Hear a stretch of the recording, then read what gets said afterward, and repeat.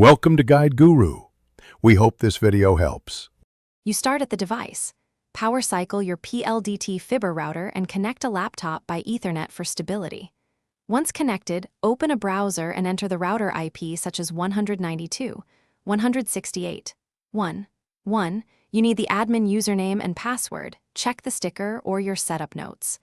Log in now. If you can't, try common defaults or a saved credential manager. These steps get you into the router control panel, where QR code settings and guest network options live.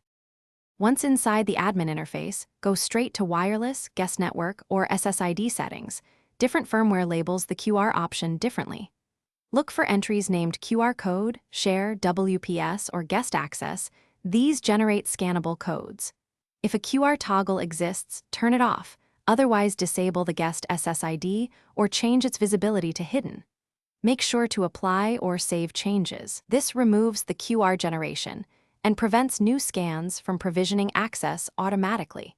After toggling settings off, save and reboot the router to ensure changes take effect. Then test with a phone camera or QR scanner to confirm the code no longer appears on any sharing screens or stickers. If the QR persists because of cached app data, clear the Pldt app cache or remove the saved profile from devices. As a last resort, perform a factory reset and reconfigure only necessary services. This clears persistent QR provisioning, but make sure you have your ISB credentials before you reset. Thanks for watching.